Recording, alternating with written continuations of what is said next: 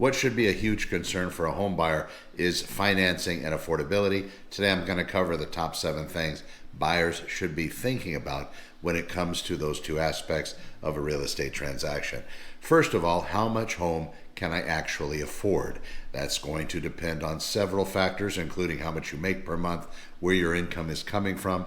Is it something that you can actually provide proof of the source of it, or is it some kind of cash that you might be getting? And then moving into how much are you paying out? How long have you had your job? Those different factors are going to all weigh in on how much home can you actually afford. In addition, it's just not that listing price. The other things that you'll have to be made aware of are going to be whether the house carries a homeowners association fee, and that can be more than $1,000 in some cases. Typically, if you're talking Santa Clarita real estate, $100, $50 would be on the low end. $1,000 would be on the high end out here, and then kind of anywhere in between. If you're looking at new housing, those can get very expensive. The other thing to look at besides the HOA would be Melrose. Does the property actually carry any supplemental or additional taxes besides the typical property tax, which that particular number is about 1.25%, at least in Los Angeles County, California, which of course encompasses the Santa Clarita Valley. Number 2, what's the difference between being pre-qualified and pre-approved? Usually not a lot, because and I kind of say that in jest, because sometimes lenders will call somebody pre-approved when they're actually only pre-qualified. But the actual mechanism should be this. If you're pre-qualified, really that was kind of just you talking to the lender over the telephone, you giving them some numbers, to the best of your ability, you telling them how much you make, and then telling them how much debt you have coming out, maybe how much your car payment is, whatever those types of fees are. So you basically break it down to them, and then they kind of tell you what kind of home you can afford. Then on the other side of it, pre-approval is actually a more in-depth search. So that's going to include you talking with that lender, the lender then getting your social security number, pulling your credits, different scores from the different bureaus, looking at everything overall, getting paycheck stubs if that's how you happen to get paid, getting past tax returns, bank statements, these sorts of things. And then that's more of an approval. Now there's something even stronger than that. That's an underwriter approval. It depends on, again, that's another great word out there that a lot of people seem to trust, where the actuality is the lender didn't even submit it to an actual underwriter to approve it. But that would be the final and probably the heaviest level of approval would be a direct underwriter approval, meaning now not only did the lender pull your credit and information, but they then took all that information and submitted it to an actual underwriter, and they completely blessed you as a borrower for real estate and for that money. Number 3, should I talk to a lender before looking at homes? Absolutely. You need to do that because you don't know what your payment's going to be, what that even looks like. You can go online and you can guesstimate it through these different channels. I know that a lot of the major syndication websites, in an attempt to get you to give up your personal information, they have places on there where you can enter certain numbers, and then they'll tell you what your affordability might be, what kind of mortgage you might be able to afford. Personally, I would stay away from those systems only because they do a good job at trying to convince you to give up who you are. And once you do, your phone's not going to stop ringing and you're going to get text messages for the rest of your life. So my suggestion is just stay away from those systems and only talk to an actual lender. Now, the source of the lender can be many places. I like it when my clients or people that are interested in real estate have the first stop as the real estate agent. Then they can take it from there, and a real estate agent should know some really good lenders, but not trying to cut anybody out, because there should be no allegiances except between the actual agent and their client. It shouldn't be between the agent, lender, or any other source out there. It should be the agent, and you should have have that loyalty to at least one another, and until your agent's proven themselves, at least your agent should have it with you, being able to refer the best sources, the best places to go, and the best contacts as far as loans and lending. But you can definitely go to your bank. If you have a credit union, you go to them. Usually what they'll try to do, even if you have a real estate agent, they'll try to throw you, say, we have this awesome deal, but you have to use agents in our network.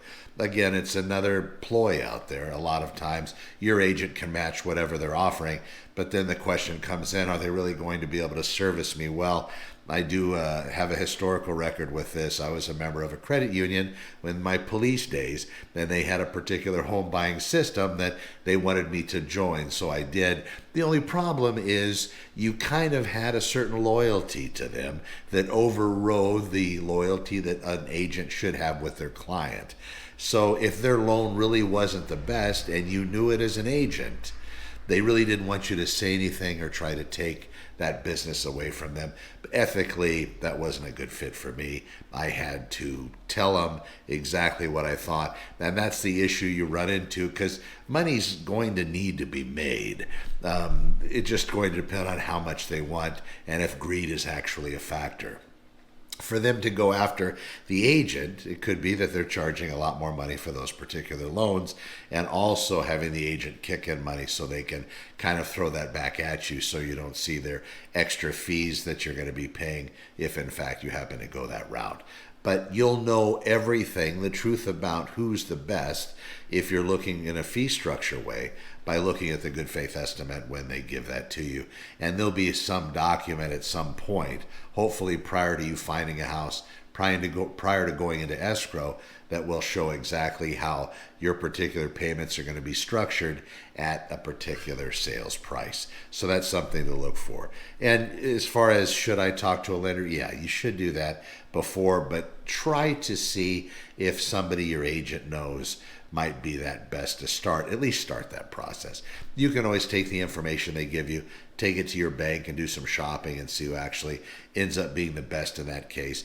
It does come down to service, and it does come down to, of course, code and trust, track record, and there sometimes could be more accountability having somebody referred by somebody else, because now your agent put their name on it, and if you go to the lender and they screw it up, there's going to be a problem. So there is a little bit more accountability there. Number 4, what credit score do I need to borrow borrow money or to buy a home? That's going to depend. There are lots of different options out there. Your lender is going to be the best to answer that question, but there's many ranges as far as credit score goes, as far as who will loan money to buy residential real estate. And all that is dependent on your credit profile, what your payment history might be like. If you have credit that isn't as high as it needs to be, why is that? Is there something that you missed? Did somebody steal some of your information and screw you over? Was it way back in the past? How does your track record look? All of those things are going to impact it. So, the best credit scores, of course, get the best credit as far as interest rates and those sorts of things. And there are certain programs like FHA that allow a much lower credit score. You just don't know until you talk, because it really isn't just the credit score alone. It's your credit score coupled with your other credit profiles that they'll have to talk about. Number 5, how much should I expect to put down? Great question. This is what's going to come down to what type of loan you're going to be getting. If you happen to be a veteran, you were in the military, armed services, the Navy, the Marines, the Coast Guard, the Army, and the Air Force, any one of those, and you're either in there now or you've had an honorable discharge, then you meet the requirements, which is pretty much everybody in there. You'll have to find out, maybe for some weird reason you don't, but most do, so I'm sure you'll be fine. But anyway, you'll qualify for a Veterans Administration loan. That's 0% down. You don't have to put anything down. Now, there are going to be certain closing costs, maybe a lender fee, maybe an agent fee. Those are certain things that are negotiated. I do believe that VA will allow for the buyer's agent fee as well, up to a certain point. But again, that's typically 0 down payment as far as a down payment amount on the residence is concerned. Then you have FHA. FHA is 3.5% down. And again, you can do the math on that one. So that's what the down payment requirement for FHA would be. And then you have all sorts of different conventional loan types, other loan types. A typical traditional conventional loan back in the day when I was growing up was 20% down. In fact, when I started real estate in 1998, 20% down. So there was a hefty chunk of change when it came to financing real estate. But home prices weren't where they are now, comparison to back when I got into real estate in 1998. Whole market's changed, but people do still come in with 20% down or more to be able to secure a loan on real estate. Benefits of putting more down: after you get past a certain point, you don't have to pay property mortgage insurance, otherwise known as PMI. And it's $200-300 a month, depending on the house, depending on other factors, but that's an extra payment that will need to be factored in if you're going to be buying a house with less than 20% down. But again, you're going to have to check with your lender, see what that payment looks like and what the fit is, but that's usually kind of how that trickles down. Now, number 6, are there first-time home buyer programs or grants available to you?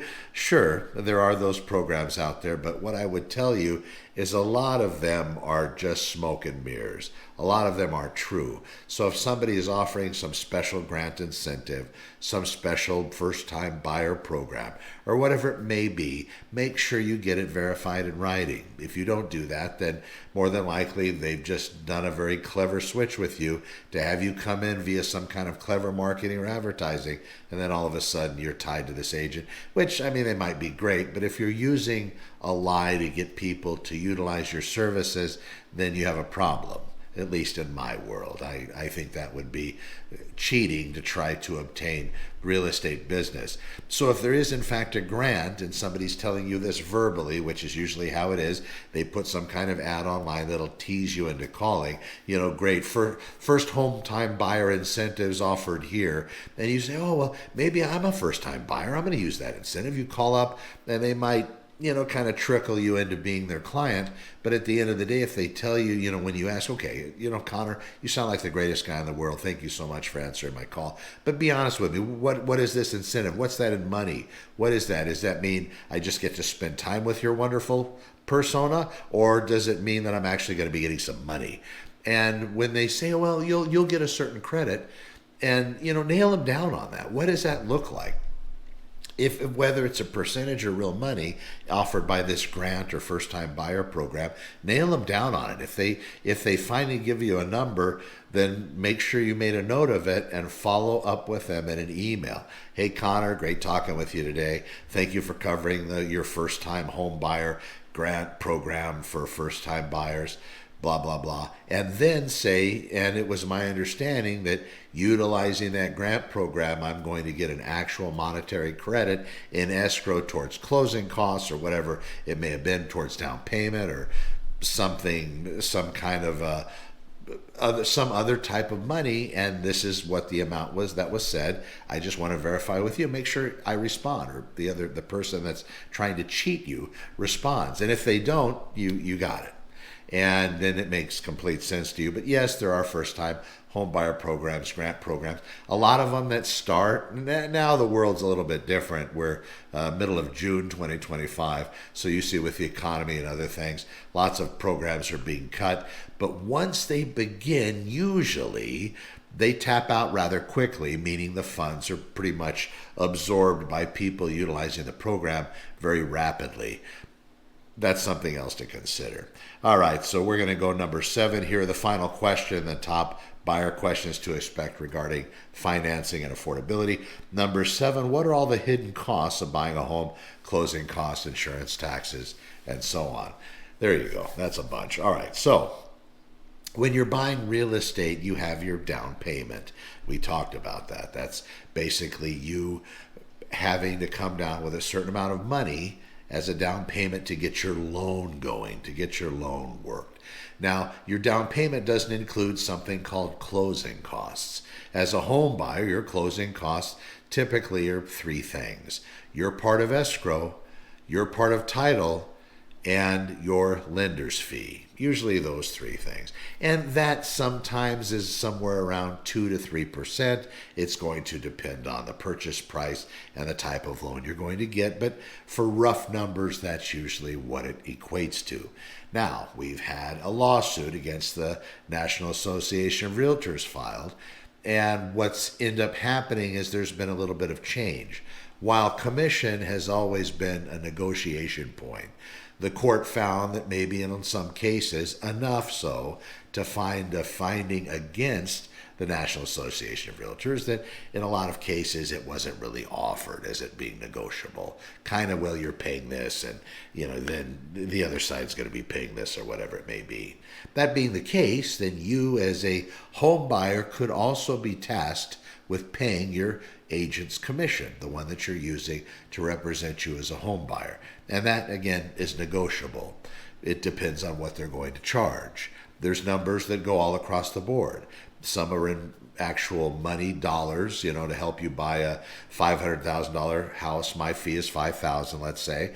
Or some of them break it down in percentages like the agents were used to back in the day, wherever they would get compensated by the real estate seller or the seller's agent through the escrow. The seller agreed to pay the particular buyer's agent a commission to represent you as the buyer on the residence. So those numbers could also be put in there. That would also be part of your closing costs. And then depending on the type of loan, you might be required to deposit extra monies in the form of recurring closing costs having to do with your insurance and property taxes. Usually when people come in with less than 20% down, the lender's going to mandate that they inject extra monies into the escrow to cover a year's worth of insurance and 6 months worth of property taxes.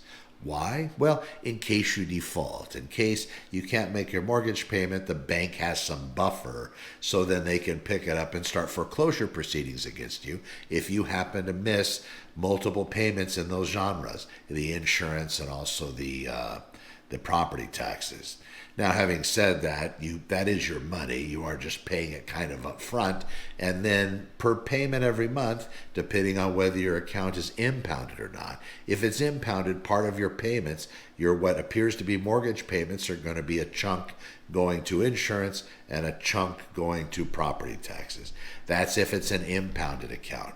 Usually people that pay 20% down, usually their accounts are not impounded. So a couple times a year, they're going to have to make sure they have enough money to pay 2 installments of property taxes. That's 2 points in the year they do this. And then also their home insurance. That's going to depend on them and their insurance company, but that insurance company is going to have to validate to the mortgage holder, the person allowing the financing on the residence, that the buyer actually does have property insurance, so they don't lose their asset. So that's how that works. Now, that could be worked out if you put 20% down in various ways. They could pay it per month on home insurance. You could pay the insurance company a year, or installments, kind of like automotive insurance in a way. When you are securing home insurance, here's a little bonus for you. Make sure you understand your coverage. A lot of the insurance companies, there's no movement from one company to another. You can't go to a Mercury agent that says Mercury Insurance and get one quote, then go to another Mercury agent, get the exact same coverage, and get a different quote. As long as everything stayed the same, that's not possible. What ends up happening, though, is sometimes, let's say insurance company A, and you go to another broker to get insurance company A, and this broker tells you it's going to be this much per month. And this broker tells you, did you go to somebody else? You say, yeah, well, I went to this cat, same insurance, he's quoting me this. This cat, unfortunately, might kind of lower, maybe increase your deductible instead of $2,500 to $10,000. He might lower your coverage amount, and then that's a problem. But then he'll come back and say, well, then, I can get you a much better deal. This is the rate. If you fail to compare the numbers, this is your bonus. If you fail to compare the numbers, you're going to be SOL, which isn't good. So especially if you need to activate insurance for some kind of issue that has occurred in your residence. So make sure you double check those figures. But those are closing costs, insurance, and taxes. And I'm Connor with Honor. We will see you in the next one.